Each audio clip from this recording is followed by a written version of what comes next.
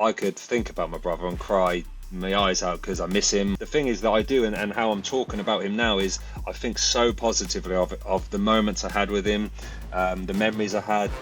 Hey everyone, and welcome to another episode of Getting Back Up with me, Anthony Ogogo.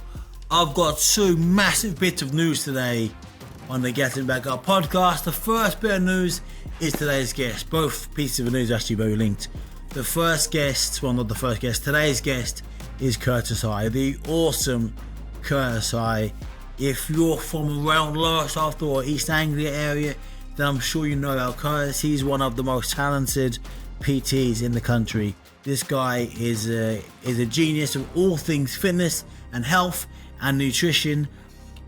He's a good friend of mine. We go way back. Curtis actually helped me train for the Olympics and for the Commonwealth Games, and some of my pro fights would meet up on the beach on a Saturday morning. We'd run together, and we'll talk about that, I'm sure, in this podcast. He's a lovely guy. He's got a really tremendous story, really inspiring story. Curtis's adversity was losing his brother. His brother Tay died at 19 years old, and in a car accident. And Curtis talks about that, about the grief and the suffering and setback. And Curtis is the nicest man. He's the nicest man in the world. He really is the nicest bloke in the world. And you meet Curtis and you think, this guy's never even stubbed a toe, let alone lost a sibling. You know, he's that happy-go-lucky guy. And this is a really fascinating conversation with a really fascinating, wonderful man, an awesome guy, as he really is. You're gonna enjoy this podcast. And the second bit of exciting news we have, and this is linked to Curtis, the Ogogo Fitness app is out there. It's live. We've just launched this week, so be one of the first people on the planet to sign up to Ogogo Fitness. Now, to do that, head over to ogogofitness.com and sign up for a free 7-day trial. This app is going to change. It's changing the game. You can become your best self, the greatest version of yourself, in just 7 minutes. Now, people hear that and go, 7 minutes? Like, what can you do in 7 minutes? What can you do in 420 seconds? Wow. Head over to the app, check out the testimonials, and you can see exactly what you can do in 7 minutes. It's not about the time, it's about the intention. It's about what you do in that time. And the reason why Curtis is linked to Curtis is a big part of my app. Curtis, he helped me a lot with the sessions, creating the sessions. He's been involved in nutrition. He's just a wonderful guy. And today's podcast is brought to you by Curtis's discount code. When you sign up for the app, type in Curtis20 in the discount code. You're going to get not 1, not 5, not 10, but 20% off for not 1, not 2, but 3 months. That's right, type in Curtis20 when you sign up to the app. You're going to get 20% off for 3 months. So rather than being $9.99, you're getting it for $7.99. Or you can sign up for a full year. Rather than $69.99, it is about 55 quid. The value on this app is unbelievable. Just by the trainers and practitioners alone, it's like $8,000, just their time on the app. I've got doctors of psychology, I've got therapists, anxiety coaches, life coaches, counselors, me, Curtis, and so many. That's in the mental fitness section. I've got 1,000 meals, 1,000 happy, healthy, nutritious meals on the app, and I plus all the workout content as well. So honestly, this app is changing the game. But without further ado, we're gonna get stuck into this podcast. It's an absolute banger. I'll see you on the back end. Let's go.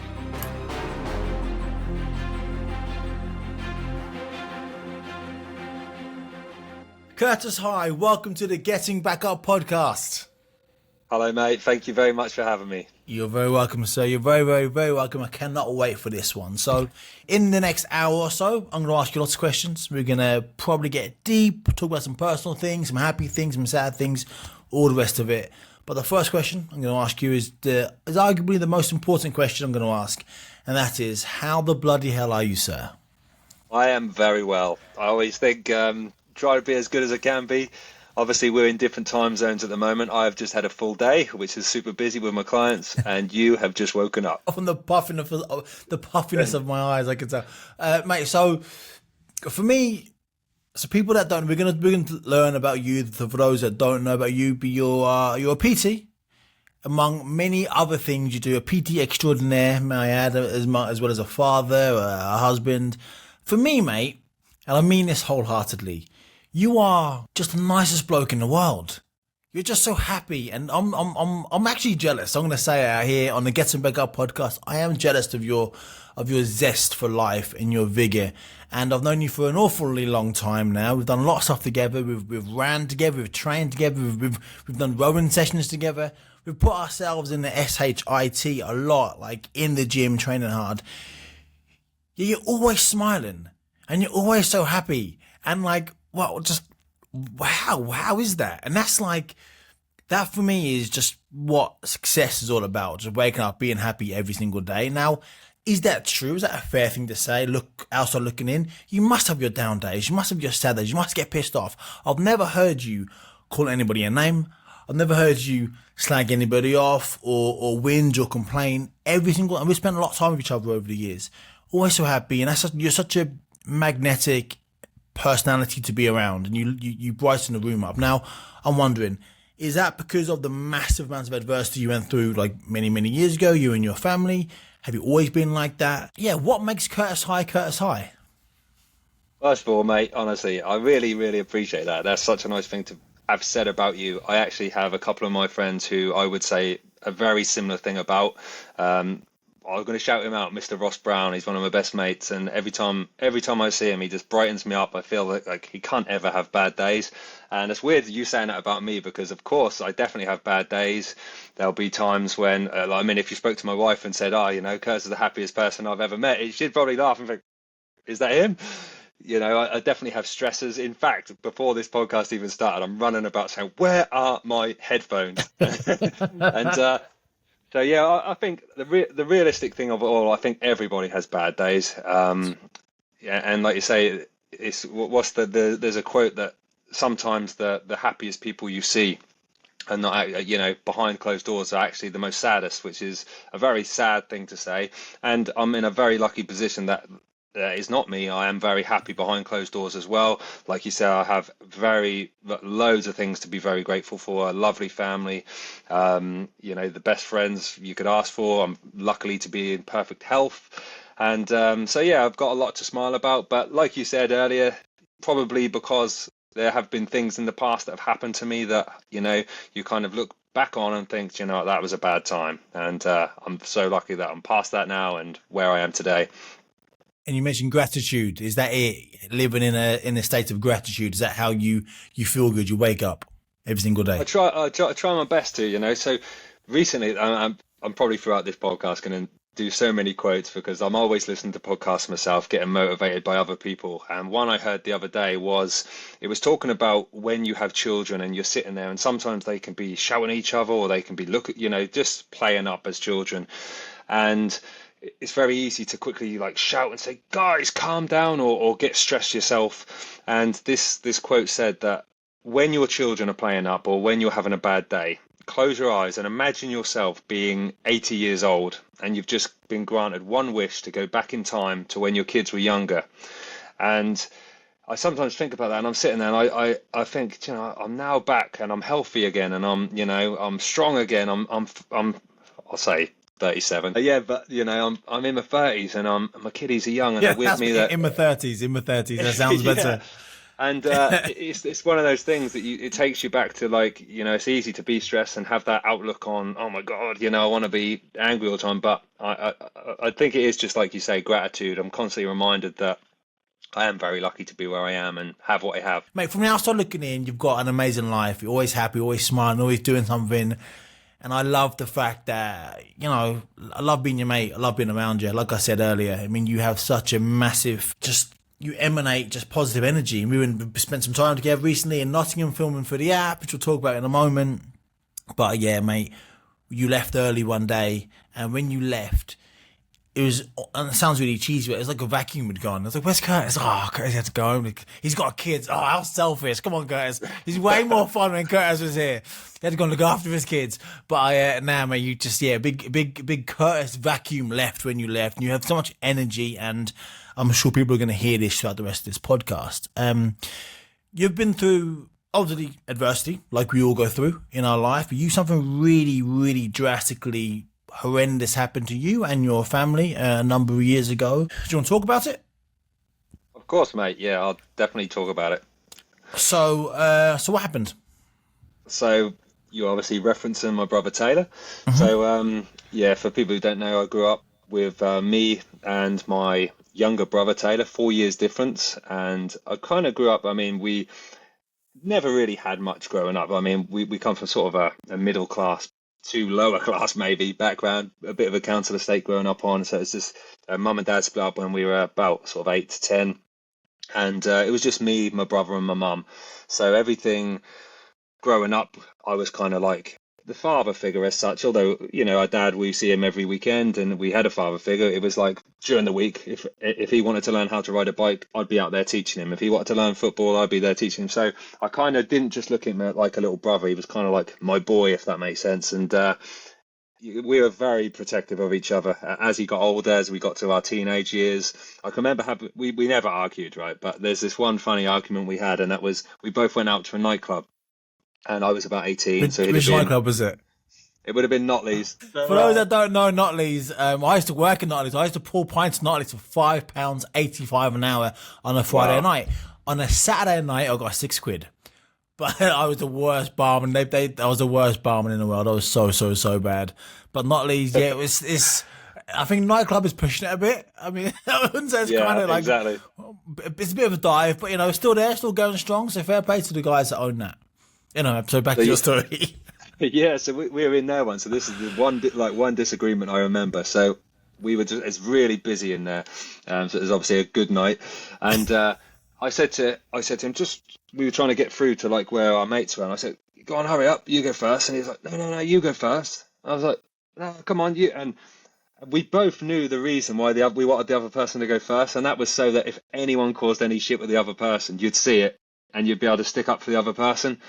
And it was just how we were. We would never, he'd do absolutely anything for me. And I remember him being with his best mates and saying, like, one of them said, I love you, Tony. He went, I love you too. He went, you're my best mate. He went, you're my second best mate. Curtis is my best mate. And he was just like that all the time. So, yeah, growing up, we had the closest bond ever. And so the story is that I used to do, as you know, we used to box together. I've always been a fan of martial arts and boxing, and I was part of a mixed martial arts team, and we used to go to Manchester to compete. And it was one of those, so I had this competition lined up, just travelled however many hours by minibus with the team. We'd just done the weigh-in, and my brother was actually meant to be having his first ever bout, and being the protective brother, I was just like, I really don't want you to do it, but if you want to do it, come join us. And in the end, it ended up being money related. He didn't have the money to get the fighting license, and he just said, look, I'm not going to go. I'm going to go with my mates. We're going to go to Butlins instead. So I'm travelling all the way to Manchester. Yeah, this was him.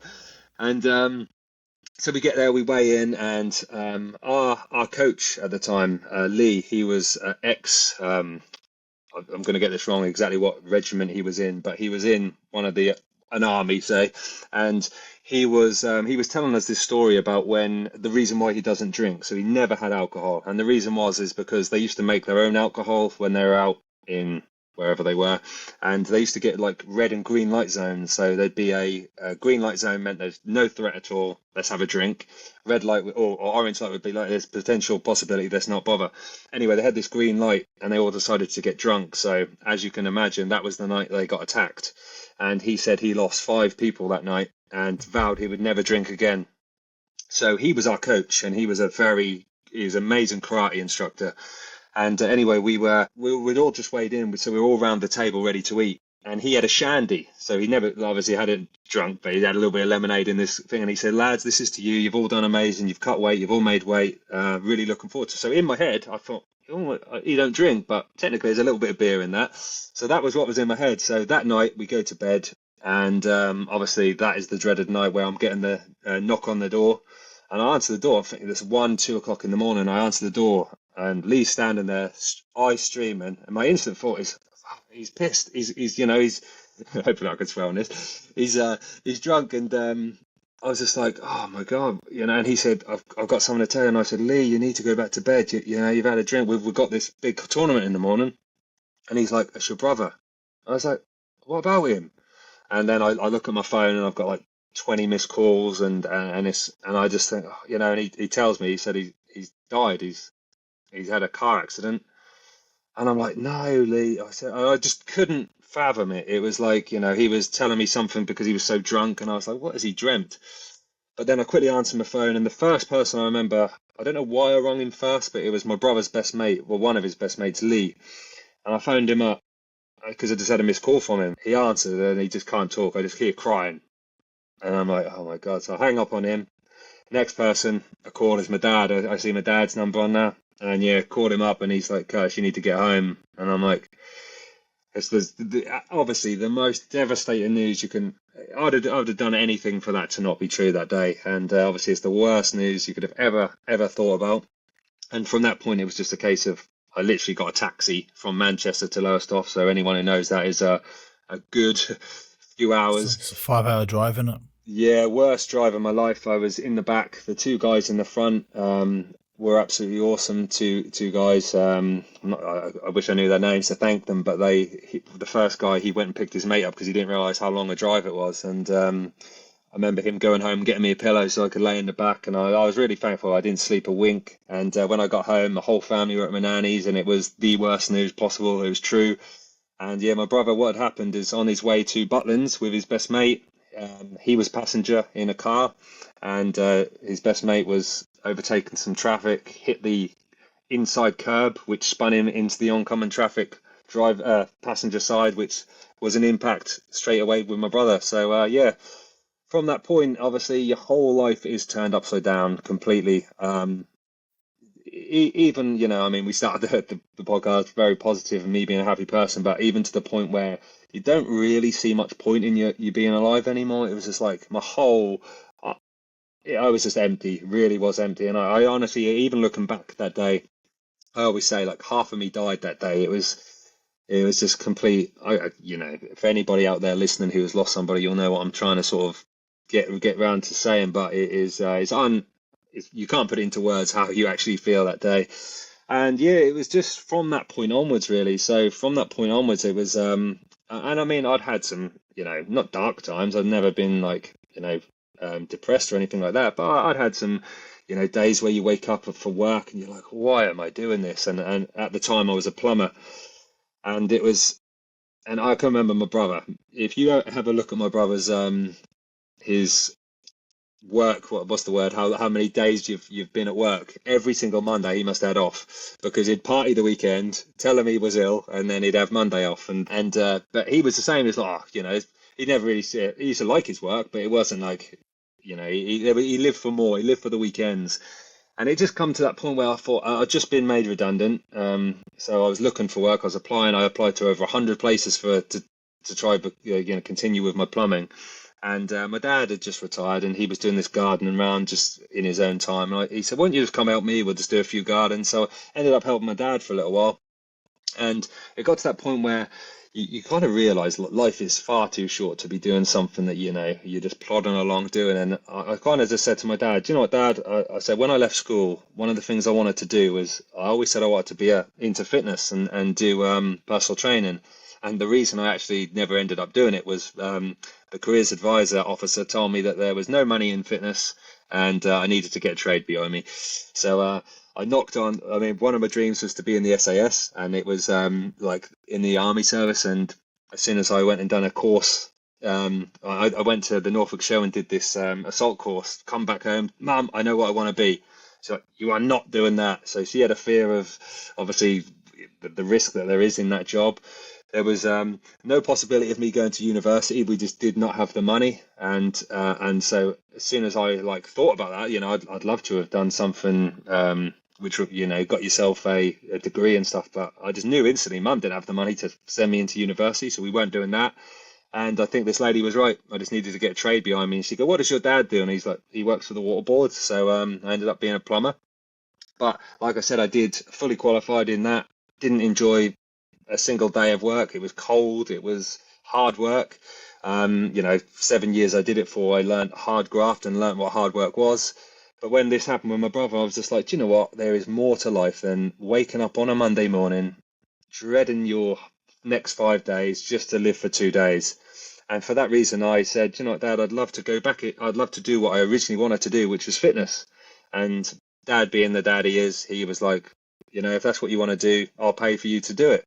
And so I was very overwhelmed. I done a lot of research behind, different places to qualify.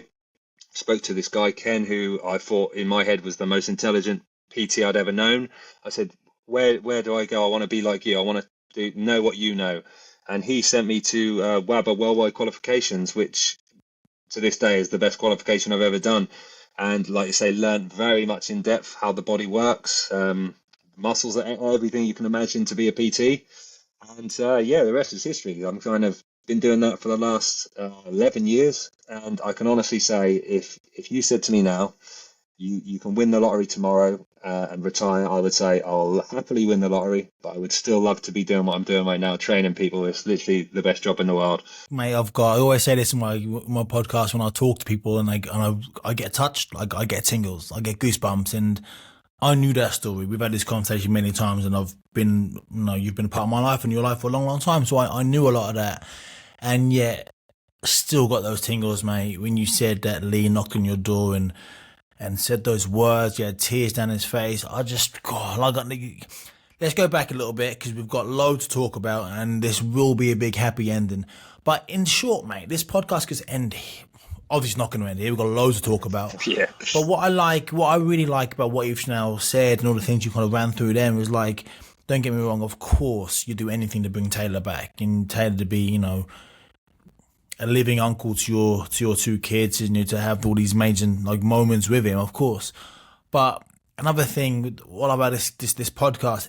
Everybody I talk to, everyone who I speak to, no matter if they're from sport or life or whatever, they always, the worst thing to happen to them, they somehow find some hope from it, a good thing from it, and their life changes because of it. And that's what you did. Like you said, you realize that life is too short because of Taylor's passing to carry on being a plumber, and you went back to do the thing you wanted to do initially, and now you said you wouldn't change your job for the world. That's so inspiring, mate, because there'll be people listening to this that wake up every single day, maybe on the commute, maybe someone listens to this right now on the commute to work, to a job they don't really want to do, but they've got to do it because that's what they've always done for the last 5, 10, 15, 20 years. They've got a mortgage to pay, they've got bills to pay, and they don't like their job. They don't like Karen, who they sit next to. They don't like this, they don't like that. What advice have you got for them? I think, and I'm still one of these people learning myself. Like I say, I haven't got the full package yet in my head. I'm kind of, still on this growing journey, and so I don't know. But we all are, the aren't answers. we? But we all are. We're all on this journey of growth, and I think when you think you've got it all figured out, that's when life starts to dwindle. I remember a little mini story, little side. I remember I just become world champion, and it sounds really silly. I was 15. I just become junior Olympic champion, training AAA boxing club where we trained as kids. I was 15. I won the gold medal and the most outstanding boxer of the tournament award at the Junior Olympics. I came back to the gym, mate. I was 15 years old. I thought the dog's bollocks. Like John was teaching me, Frank was teaching me. I was like, oh yeah, I'm the best boxer in the world. But what are you talking about? And I was sitting in the bag. I remember I was sitting in the bag, I hit this combo, and I was very much like a reactional, natural fighter. I'd just do things. I'd just throw stuff, and that worked. I invented this combo, 1-2 lead up, backhand, left hook, roll back. And I thought, oh, this is amazing. But I did it in the sparring, and it's amazing. And I thought, I'm the best thing ever. And then I went to England training and sparred with a guy. I was 15, sparred with the seniors. He was maybe 17, 18. He bloody battered me. And that was a massive fall from grace. Then I realised, oh no, I've got so much to learn. So I think I sparred a southpaw actually, and I couldn't quite work him out. And then, I learned that lesson very young. Life's all about learning lessons and growing from the lessons that we learn from, I believe. At 15, I thought, I'm never going to have it figured out. You're always going to be learning. To the day you die, you can always learn something and grow. So sorry to interrupt, mate. But yeah, I think we're all on this path of growing. And once we think we've got it figured out, that's normally when you get a slap across the face that reminds you, oh no, you haven't got it figured out. There's a lot left to learn. So sorry, mate, as you were, sir. No, so I totally agree with that, and that's kind of what I was saying. Like, for me to give advice to someone and say, do you know what, follow your passion, do what you love, quit your job, is very easy to say and very easy to listen to. But the realistic point of it is, people, like you said, rely on their jobs. They have these things where their family are relying on them. They can't just do that. And for people like that, I try to give realistic goals and say, like, you do only get one life. Try not to forget that you know, in when you're 80 years old, to look back on the days where I could have done this, you know, I wish I'd have, you know, I could have invented that, I could have done this. Start making like some priorities in your time to just start focus on little parts of that. So, and then what you can do is, just once it starts growing and gets to a point where, you know, I'm actually probably, you know, even earning from it and getting to a point where I now could maybe switch to this, then that's the point of actually changing. But to not follow it at all would be the biggest mistake. But yeah, I would say just start with little goals, plans, and actually put those plans into action to start, you know, achieving what you want to achieve. I think, mate, you're the perfect person to give advice because you've done it. You know, you've done it. For me, you know, you were a younger man when your dad helped you, but like you had the bravery to do it. You could have easily been a plumber now, maybe had your own business, not really enjoyed it, like literally like plunging shit out of somebody's toilet on a daily basis. Yeah. That's what you could have been. But you had the bravery, you a huge leap of faith, and it's worked. And you said just now, if you could win the lottery, thank you very much. Have my £10 million, but you'll still do what you do because you love it. And like you have that zest, and as I said, that zest that rubs off. But I want to like focus on the grief aspect, because the thing about life, we all lose stuff. We all lose people we love, and we all go through it, and we all deal with it in certain ways, or we don't deal with it in certain ways. When Lee said it, was it disbelief initially when you answered the door? Yeah, you didn't believe it. Really was. It was just the fact that he, like you say, that it had gone in my head that he's probably drunk, and it was only for, I'd say, 10 seconds maybe max of disbelief, and then I realised, you know, he's not messing me about here. He's holding me, wasn't letting me go, and it was like, oh my God, yeah, I needed to check my phone, what's going on? And it was, when realization sunk in, it was a very scary thing, to be honest. Like, it is, you just do not know what to do. You're in this whole world of shock, panic, and disbelief, to be honest, like you said. It's one of those ones where we're not, and probably rightly so, we're not taught how to cope in those situations. No one says to you at one point in your life, this is going to happen. But even if they do, it seems so absurd. When it does happen to you, still don't know what to do. So to have that shock of a guy, how old was Taylor? He was 19, wasn't he, Taylor? 19, yeah. 19. You're 23. You're a baby. I was 21. Yeah. Sorry, 21. yeah. 21. Taylor's an absolute both a pair. You're right. You're right. 23. I was. You're 23. I was trying to work out. I was like, yeah. You must have your gloves on. You can't count your fingers. Yeah, you're right. Taylor, like an absolute baby. 19, a baby. You're a baby. 23, still such a young man. You don't really know like the way of the world. Still, you just mate, the shock. It's just so sad. And you said you had you got a taxi back.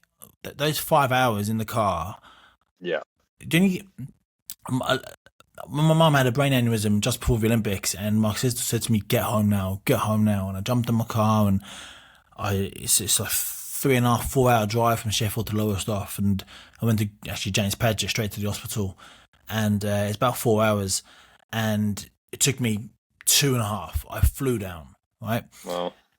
I have no memory. I remember I was calling my then girlfriend. She was at work. She wasn't answering the phone. And I called the GB boxing psychologist, because I needed to do something. I couldn't just sit with my thoughts and mum potentially not being here for the rest of my life. But I remember kept calling. Nobody was answering. And I called my sister, what's going on? She didn't know. My mum was taken away. And that was a horrible, terrifying feeling. Do you remember those 5 hours in the car, in the taxi? Yeah, it was just just going through things in my head. I was like you say, it felt like 10 hours. It was the longest trip Oh, ever, it and I was it just was kept. long. Yeah, it was Very much. elongated. Yeah, all I can remember, like looking back, it was like you say, it was. Didn't think anything happened, so obviously it was quick. But I just remember keep looking up at the guy's sat nav, and it just kept just like Was ten yeah. in my head. An hour had gone by, and it was like 10 minutes, and I was like, "Come on, please, just And at get this home." point, you said like because you mentioned earlier when you talked about the whole thing, you said that when you got home and you were like, oh yeah, it is true. Was there a small part in your head thinking maybe this is like maybe he's going to be okay, maybe it's not a hoax per se, but is there any bit in your head now thinking that maybe it's going to be I'm going to get there and it's a joke or it's not true or maybe he's still hanging in? Was there any hope left or did you actually knew Yeah, at this point? no, do you know, I was speaking to a friend recently who's sadly, who's actually a joint Yeah. friend, and he sadly lost his Mm, brother very recently as mm, well. And we were talking about just the disbelief of it. And I actually said to him, and it's a true thing, like part of me, and I don't know why, it's like obviously 99.9% of me knows the realistics of what has happened. But there's this 0.1% of me that one day my whole family are just going to go, here he is, surprise. It was like just a test for you. And it's like that's the hope in your head is like, please happen. But then at the same time, you just know, like, no, it's just the fact I never obviously see it happen that I just have to kind of hold this little midgeon of hope that they're tricking me one day. And it sounds so silly to anybody who hasn't lost anyone, but it is like you just have this hope that what you've seen or what you've heard is actually a bit of a prank, a very bad prank. But yeah, no. Realistically, I know this. Within that journey, I kind of come to realize that people are not messing about here, and just need to get home, be there for my family. And that was the initial thought. To be honest, it was very hard to grieve for myself. Obviously, I was crying on my own in the back of the taxi, trying to hide it a bit from the guys driving. But as soon as I got home, I knew it was time to be strong, be there for mum and dad, and I still feel a little bit like that today, to be honest. Like, and anyone going through it is like, I could think about my brother and cry my eyes out because I miss him. I miss him being part of my children's lives, although he is part of their life still. They still call him Uncle Tay and have pictures of him everywhere. But it's just one of those things that when you come to realize that he's actually not in their lives, and it's very sad. But the thing is that I do, and how I'm talking about him now is I think so positively of the moments I had with him, the memories I had, and he was the, like what you kindly said about me of like where you light up somebody's room. He was that. He never said anything bad about anyone. His motto to life, and if I could say it on here, if I could swear, but it was fuck 'em all. So basically, he said, I used to say, Taylor, you have to go to work Monday. You can't let your people, fuck 'em all, he'd say. And I'd say, and honestly, he just had no, I mean, he wasn't arrogant in a way of letting people down, but he just had, if it didn't please people, he just thought, well, if they want to get in mood with it, they can. It don't affect me. And there was nothing that you could make him realize how serious something was. I mean, to cut off track here, he used to have a girl. I mean, he was, as you know, a very handsome lad. He definitely got the looks out of us too. Um, Charismatic. yeah, he really was, and the girls absolutely loved him. And I can remember this really, really pretty girl saying to me, oh, "I really, really like your brother." And I was like, "Ask him out." It definitely. She said, "I've asked him out loads of times," and I said, You'll definitely say yeah. So anyway, he come in the room and I was like, ask him now. And she said, all right, Taylor, I won't really want to take you out. Can I take? And he went, nah. I looked at him. I went, what are you? And he went, he said, I'm going out this afternoon. We're going on kayaks across the Broads. And I was like, and in his head, fun with his mates was just the top thing that was interested in him and having fun. And I said, and like he actually had a girlfriend in the end. And I used to say, why don't you take her out for a meal? And they say, that's boring. So yeah, he was a very funny lad, and he lived literally for the moment. And exactly what we're saying, that's kind of what I think about when I talk about him. Remember all the funny times when I'm feeling sad and when I'm feeling like, you just have to remember that what he would say and exactly what he would do in this situation and how he'd cheer you up. And I think that's literally what I'm going to do for the rest of my life, live in that way and making memories. So like, I mean, I don't know how spiritual you are. I hope there's something up there after we go. And I hope that I get to meet him again one day. And I'm kind of doing everything I am right now, all the events I do, the challenges, just to sort of say to him, look, we did this together. This is our little thing. you're taking him along on your journey with you. He's with you. Yeah.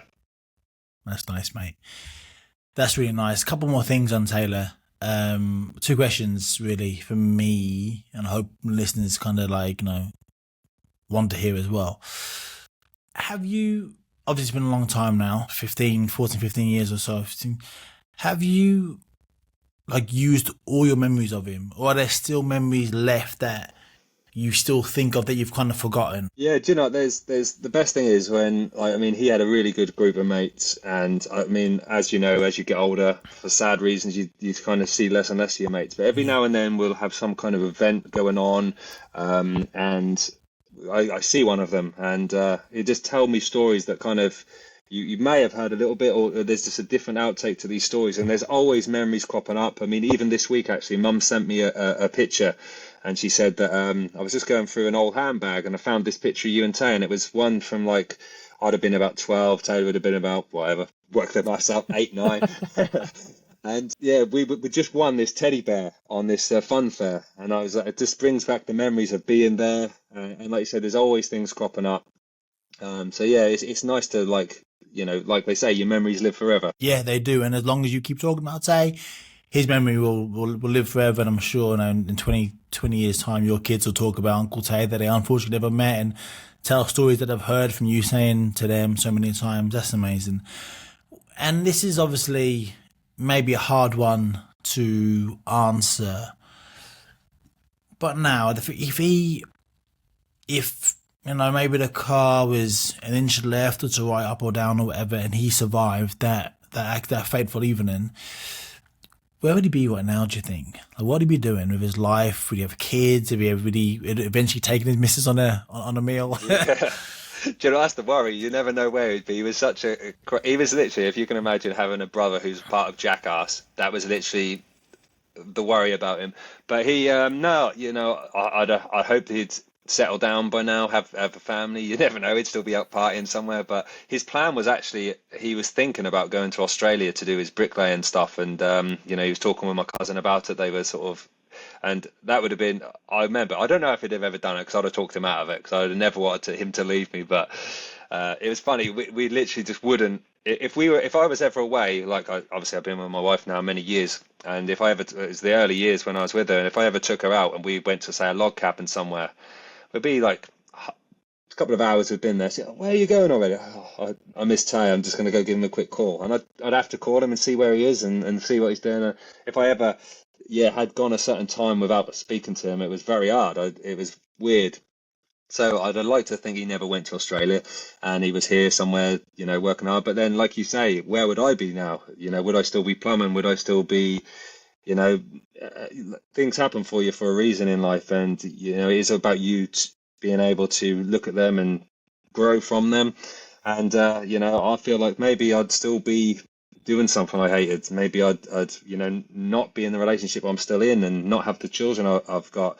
And I often think about that. Would I, if I could go back in time now and change that, make that an inch to the left so it didn't happen, would I? But then at the risk of that, then losing my children, them not being here, it's kind of like you said, and where I am today, it's horrible and hard to say, but I probably wouldn't change it because of that. If I could have everything I've got now and him, of course I'd accept that. But you just don't know, what is it, the butterfly effect. You don't know what one little thing can happen and change your whole life. Man, that is a really grown up and mature perspective to have. That really is. That's really inspiring, mate. That's really inspiring. Rather than why me, why did it happen to me? You taking.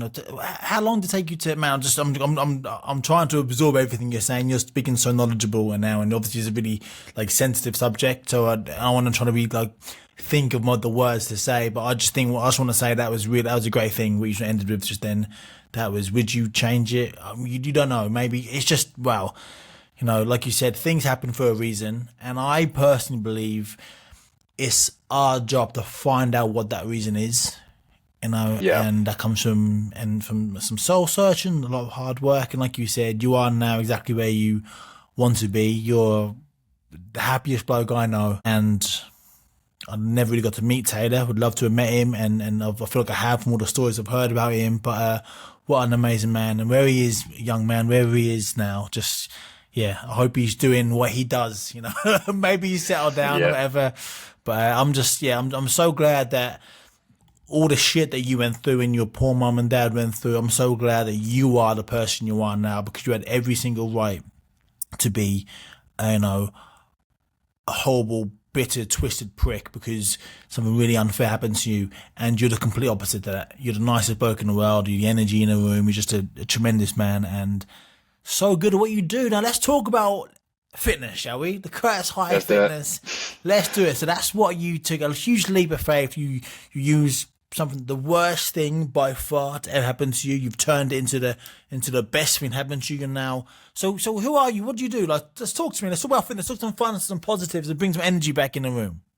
Right. Well, let's go back to the very start. So, as a kid growing up, my dad, he was an absolute machine of an athlete, right? And for anybody who runs or does things, he was a very, very good runner. Not like world level, but if you see his 5K, 10K times, for instance, 5K, I think he did it in 14 minutes, and his 10K was 31 minutes. And like for anyone like a standard runner, that's phenomenal. Growing up having a dad like that, I always was very inspired to be the strongest person I could, the fittest person I could be. My dad was, I mean, he is if you've met my dad, but he is win or nothing. So if you and I'm not saying it's a good thing, because there's definitely negatives to it. I mean, as a kid growing up, I was always quite shy, quite reserved because of that. Like I say, I didn't even, and I'll tell you a funny story about boxing actually. So when I we'll talk about my first ever spar, shall we? You know what it is because it was with you. And so I turn up to our joint friend Malik. He says to me, come boxing at AAA, because I was going like between clubs, wasn't really doing it properly. And I said, oh yeah, I'll turn up, because I've always been, 6'3", I've been tall all my life, I always had a long reach. And I remember turning up and just hitting the bags, and it was one of the coaches. He said, did you fancy doing a bit of sparring? And I was like, yeah. He said, yeah, you'll be great for Ant. And I was like, okay, who's Ant? And I was looking around. It's like, I hope it ain't him over there. The quick lad smashing the bags. That yeah, it was him. So they put me in the ring with him. We just, obviously you're taking it, I guess, taking it easy on me. And but I'm sort of like trying a little bit more, and I think, yeah, I'm doing well here. And I didn't know you at all. Didn't know what you did. I didn't know you were younger than me. So for me, it was like, I'm against a young lad. It's all right. And obviously, the harder I tried, the better you became. And we were just having it was just a great spar. And I finished that, and Malik just looked at me and went, you done awesome. I was like, oh yeah, well, I thought I'd do better. I'm older than him. And he was like, he's the world champ. So my first ever spar was against the world amateur champion at the time, and I was like, no way. I was like, this is awesome. And then from that, I had a little bit of confidence in boxing, and I had, So yeah, that was kind of me growing up. Getting into sports, I've always loved it just because of those reasons, really. So where are you now? So now you are, so let's talk about our training together. You helped me train for the Olympics, Commonwealth Games, my pro fights. We used to run together up Links Hill on a Saturday morning. Yes. You've been, mate, you are just great. Everything you do. Let's talk about some of the training. The rowing sessions we used to do together. To be like, was it like the length of the canal? Or, the channel. We done the channel tunnel. Right, yeah. Yeah. Channel tunnel row.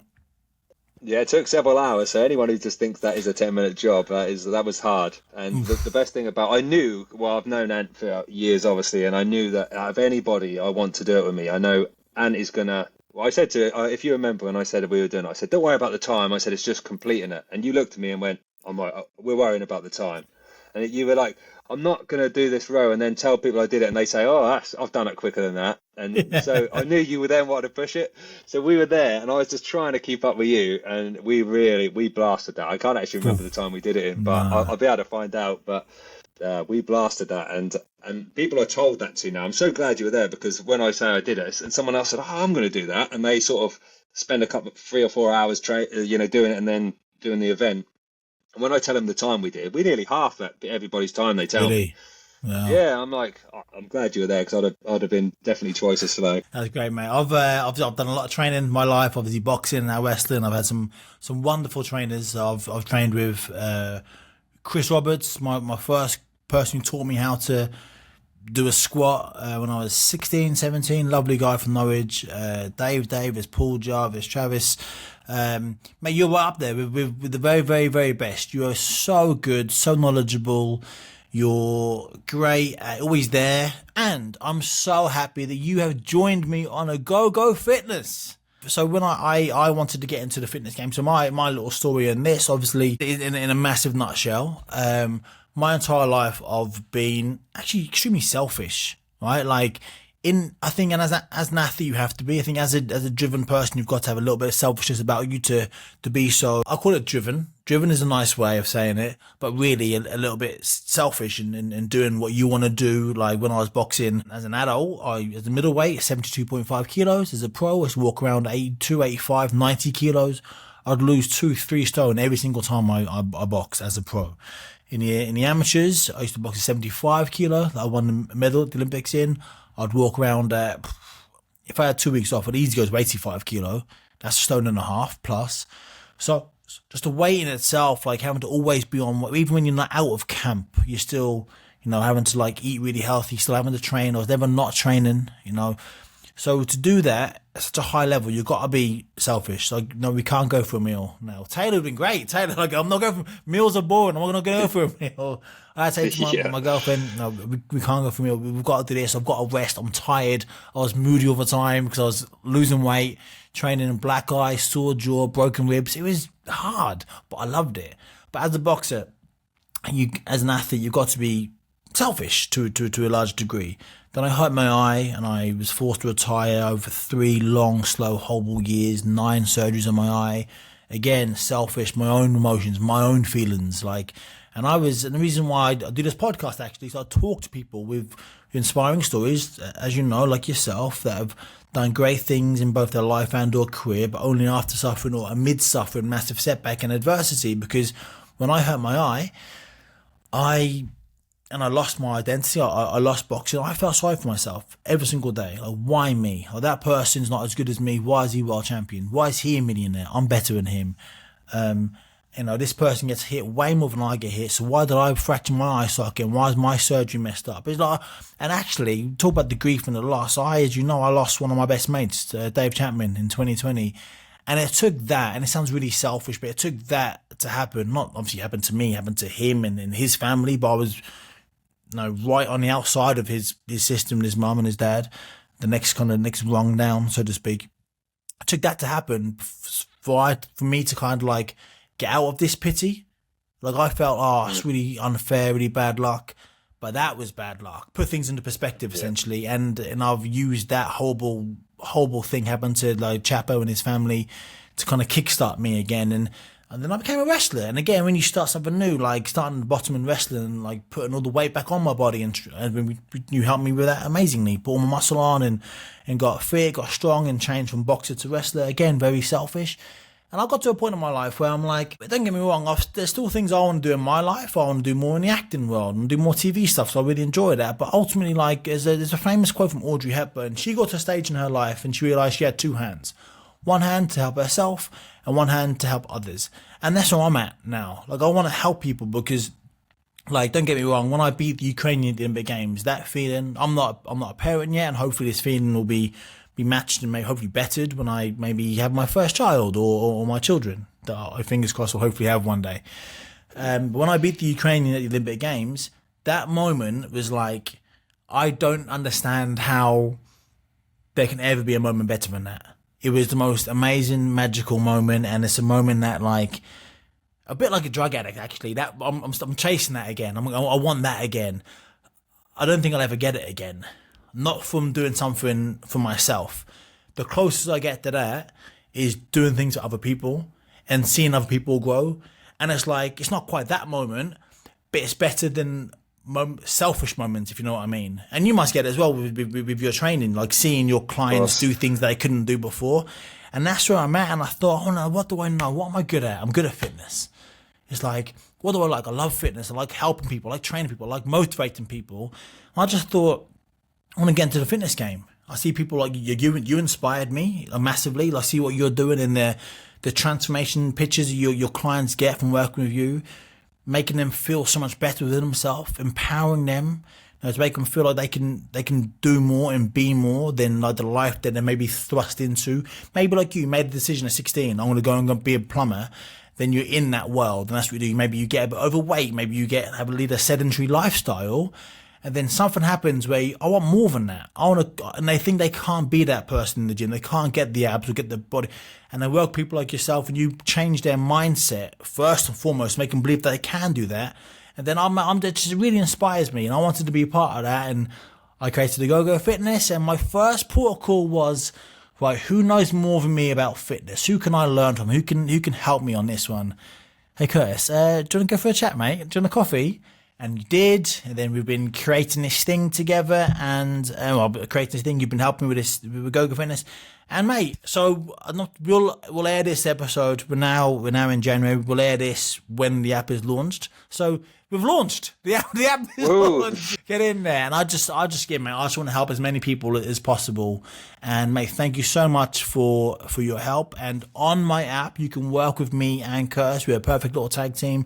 You can get personalized, customized plans for me and Curtis. As I said, Curtis he's a magnet of energy and charm and enthusiasm.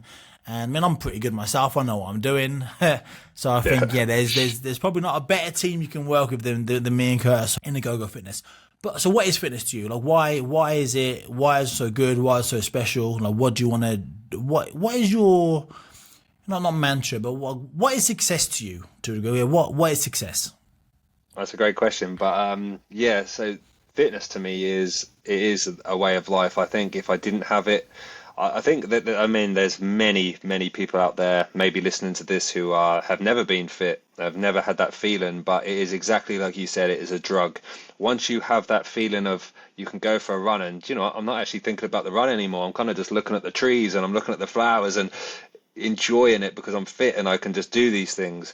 It's not till that's taken away, which is luckily, touch wood, never been taken away from me, but it's I've worked with clients who have never been fit, seeing them go through day to day of being quite down about it and knowing that they want to change, knowing that they want to make these changes, but not really knowing what to do. So to have them actually make the choice to reach out to me is the first biggest step. And I say, you've already made the hardest step with actually asking for help. And then when I personalize everything to them, so I say all these diets that you've been on in the past where you think you have to cut these foods out of your life, that is not how I work. I like to teach you that you can actually have any food as part of your diet. It's just about tracking what you have and making sure you're under calories if you want to lose fat, over protein if you want to, build muscle or whatever it is. And once they realize that they can actually eat anything they like, as long as they're putting in some training or as long as their calories are controlled, they'll still get the results. So they actually enjoy their diet, they start enjoying training, and then all of a sudden when they're at this point, let's say 12 weeks later, when they're in fantastic shape, they've lost loads of weight, their transformation is fantastic, they actually can't believe that they actually was once like they were before. It's like, there's no way I used to, not be able to get up the stairs without getting out of breath. And just that feeling, and from one workout, sometimes you'll get in there, you'll leave, and you just have this buzz of endorphins rushing through your body. It is the best feeling in the world. So it is a drug. It's completely addictive, and I absolutely love it. 100%, mate. And that is so true, because Curtis and I and the rest of the team, we spent a bit of time in Nottingham at the back end of last year creating the workouts. And I can eat, right? I can eat. I'm 100 kilos around at the minute, and I train very, very hard. But I can put the food away. Curtis, you take the bloody biscuit, mate. You sniff your food up. You got a whole plate of food. I turn to the right. I come back and the food's gone. I've never seen a man eat so quickly. And we got that. But we got those. And the reason why this is very true. I'm talking about. We're talking about. You can have anything you want in moderation. Yeah. And I know this from my boxing. When I was boxing, when I was in training camp, I'd be having to lose 1.5 stones to fight. And, I want this, I want cheesecake. I'd like a pregnant lady. I'd weirdly crave poppadoms and mango chutney. It'd be 2 a.m. I'm dying. My poor belly's rumbling. I haven't eaten ages. I've had a sparring session. I'm like, I want some poppadoms. I'll get in my car, go to Asda, 24 hours, see Chapo on the confectionery aisle. My mate, he's passed away. Have a yarn with him for an hour. Come back, get a poppadom, have one poppadom, mango chutney, and put the rest in the bin. It's weird, right? And then when I could eat, when I'd boxed, I'd won, I got a week off, I got anything I want. I didn't want the cheesecake. I don't want No. the poppadoms. It's a weird thing your brain does to you. It's a weird. Your brain is so weird. And when you can control your brain, when you can control your mind, you can then control your life. When you let that control you, you're just going down a slippery slope. And but going back to the food thing, we demolished so much on that one night, so much Dominoes, right? Yeah. And then the next day we smashed it in the studio. We knocked out all those workouts. It was amazing. You can have whatever you want as long as you balance it, right? And then when you only have it once a week, or maybe once a month, you enjoy it way more. Like that cheesecake is it's a bigger prize, it's a bigger treat than it would be if you had it every single day. You get bored. You get you don't. So fitness is great, mate, and like Go Fitness is all about. It's everything. It's physical fitness. It's the mental fitness that we're both really keen on. The mental fitness, people, and the reason why we call it a mental fitness on the app is because with the word fitness, you can think of fitness and you can train fitness. So physical fitness, you can go to the gym, you can do a workout, and you're getting your chest stronger, like your heart and lungs, cardiovascularly, you're getting fitter. By putting work into your body, you're going to get more out of it. Same thing mentally, and we need to look at Go Fitness. We look at mental health the same as physical health. When you spend time doing on your mental health, like physical health, it gets better. And it all starts up here in your head. Like you said, your clients, they can't believe how they used to wake up and have a packet of crisps in the morning, or a can of Coke in the morning, or get out of breath walking up the stairs. Once you change the way you think about the things you think about change. And you become better. That's what Go Fitness is all about. And obviously the 7-minute workouts. You mentioned much earlier about, I think as we were talking about jobs and maybe transitioning to something you actually really enjoy. And it's time, isn't it? Like time, I truly believe that time is the most important currency we have. We can have all the money in the world. And when I do a lot of my motivational speaking, this is how I start. And I thank them for giving up their time to listen to me, because we can have all the money in the world, we can lose it all, we can get it back. Like there are so many stories of millionaires and billionaires becoming millionaires, losing it all and getting it back. Once you spend time, it's gone forever. Yeah. You cannot get it back. True. Therefore, it is the most valuable currency we have. And it's about being more deliberate with, I think this goes beyond fitness. This is just life. Being more deliberate with your time. And I think it's mentioned, and we're in this world now where anybody can learn anything on YouTube, on a free service. You get through the first 5 seconds, you skip the advert, and you watch any video, and you can teach yourself anything. You've taught yourself the keyboard, you've taught yourself guitar, which we won't even have time to talk about today because that was the thing. Remember, I said to you, there's something you wanted me to say on the podcast. That's it. It was the guitar. It was. Yeah, and that was it. And it was talking about how you taught yourself that. If I want to play the guitar, I want to play, and you taught yourself. And that's the thing. If we're more, people might think, I haven't got the time to do that. But you've got time to watch Netflix for 3 hours in an evening. But they don't think about it, because that's what they always do and what have always done. If you be more conscious with your time, and then you go fitness workouts, every workout is 7 minutes. And then everyone's now thinking, what can you do in 7 minutes? Goodness me, Curtis, those workouts. Olympic athlete, professional wrestler. I'm in great shape. Curtis, 6'3", handsome. By the way, mate. Your triceps. I've got tricep envy. Your triceps. I've been going through the videos last few months, editing them and getting them to perfect how I want them to be. And I'm not going to lie, mate. There's been a couple of shots I said, let's cut that one. He looks too good. Put the focus back on me. He looks too good. But you're just such a, you're a really, really, really fit guy is what I'm saying. All it takes, what we do 50 seconds on, hard work, 10 seconds you go bounce is your recovery. To your feet, boxing stance, recovery. You got 10 seconds, 50 seconds on, 10 seconds recovery, and it's that 7 times. And the last minute is a 4 minute, okay? And we have round 1, and we spend hours at the lowest of the army rugby field, putting these workouts together. We'll do this one, we'll do that, we'll do this, we'll do that. This is quite good. Isn't that funny when you sit and write programs out? And then you actually do it, and it's way harder than you think. It's like, let's make this one a bit easier. I think we made a couple of rounds a bit easier because we got a bit carried away, didn't we, when we were writing the programs down. But and what I love about what we've created here, mate, round 1, pretty much anybody can do a round 1 workout, and then to round 12. I mean, even the fittest, even like elite athletes can do round 12 Yes. and be blowing out their backside and get a great workout.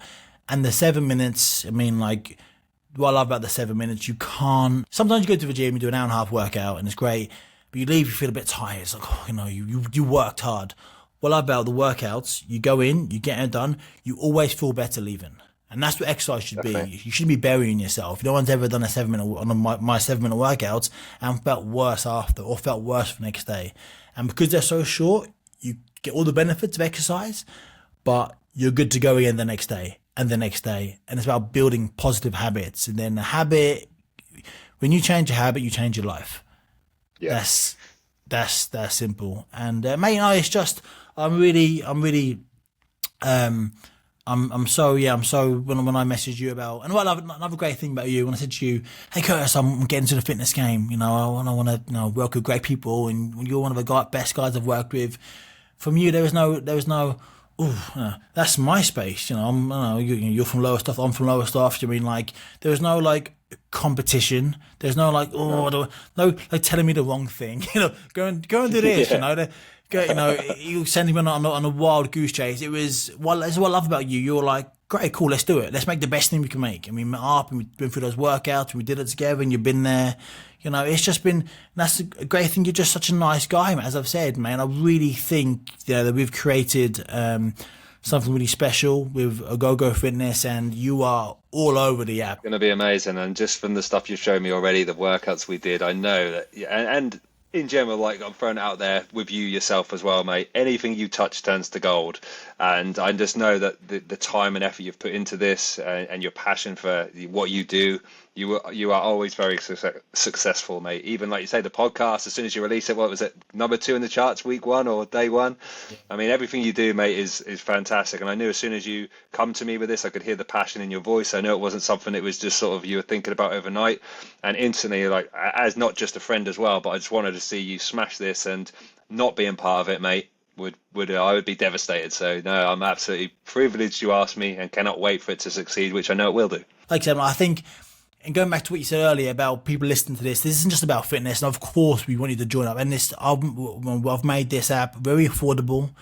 It's gonna be around about £10 a month, really cheap. The content on the app is much. You can buy a bottle of wine, right? You can drink in an hour and a half.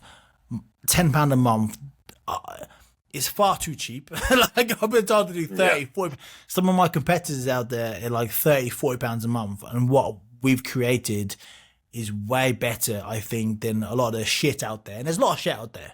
And go back to the fitness. Fitness can be a scary game, can be an intimidating game, can't it? People can go in there like one day they read an article, this food is good for you.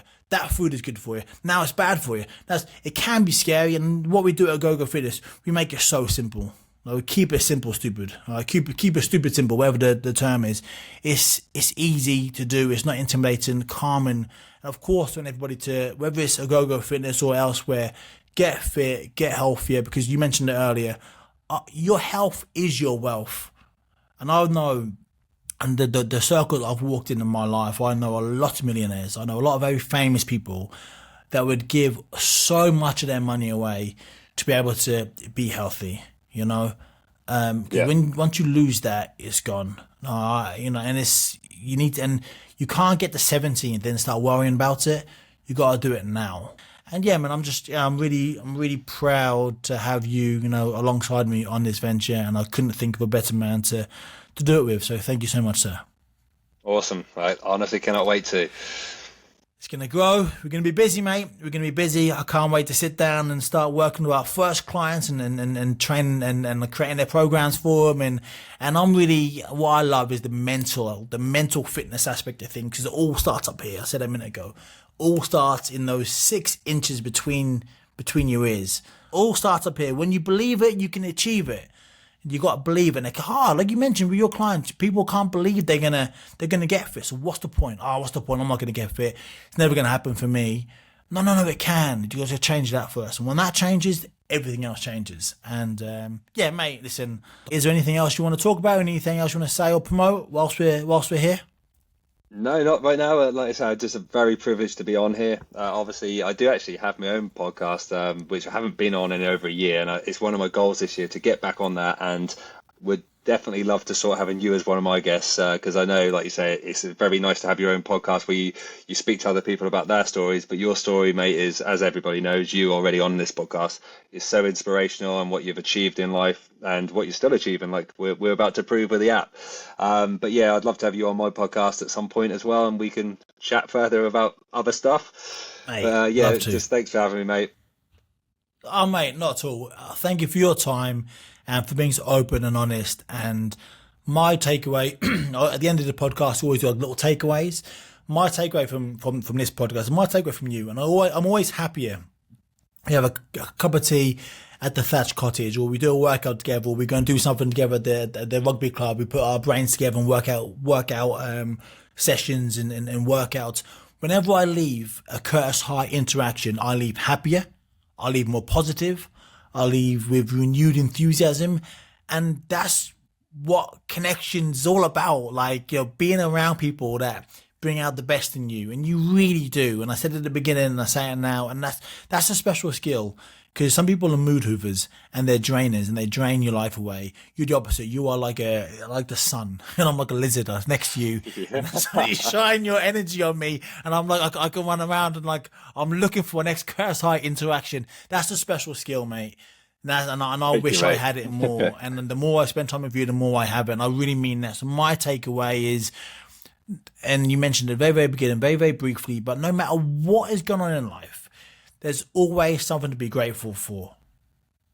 And if you believe to have that mindset, you're always going to smile. And that moment, you're going to smile more often than not, or you're going to smile more than you're sad. And that's the balance, right? And yeah, mate, you're a terrific bloke. And Curtis I, thank you so much for telling your story. And you can see Curtis I on the app, agogofitness.com. Sign up for your free 7-day trial right now. Boom.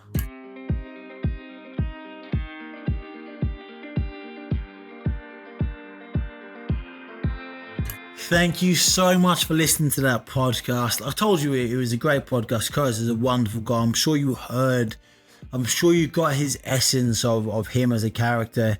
If you didn't know him before, if you did know him, it's just been cemented how much of a nice guy he is, how humble he is.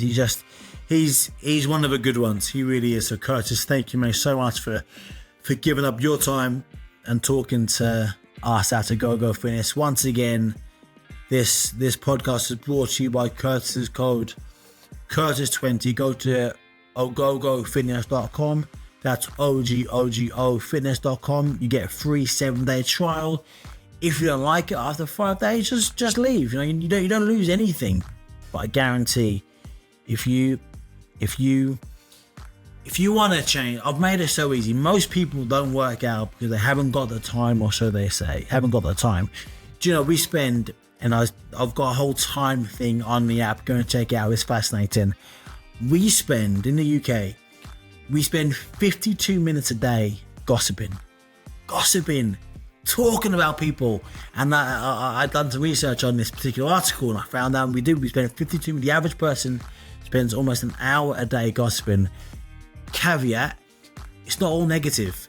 So like, at least when we got some things like 70% positive, like like Chinese whispers rather than like saying nasty things. But we spend so much of our days scrolling through our phone, 2 hours a day, watching TV between 2 and 3 hours a day. We spend 8 minutes having a shower. We spend 30 minutes a day in the bathroom having a shower, having a bath, or doing whatever else you do in the bathroom. So if we're intentional with our time, we can make a massive difference in just 7 minutes. And Curtis is one of the pioneers. He's the fabric of Go Fitness. He's an absolute legend.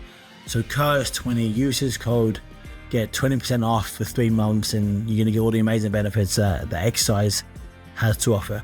Curtis, thank you again, mate. You've been an absolute star, and I know we're going to stay close for a long, long time because I want people like you in my life.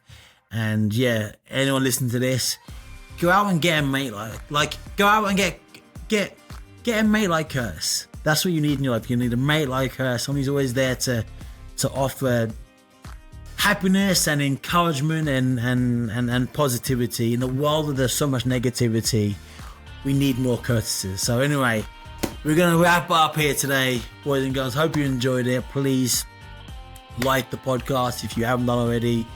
Share it. Send this podcast to somebody that's maybe also lost somebody, be it a relative, a sibling like Curtis has. I hope that they can learn and grow and heal from Curtis's experiences. So yeah, like the podcast, leave a review. It goes a long way in helping the podcast grow. And we'll be back next week with another episode of Getting Back Up. Take care, boys and girls. I'll see you soon.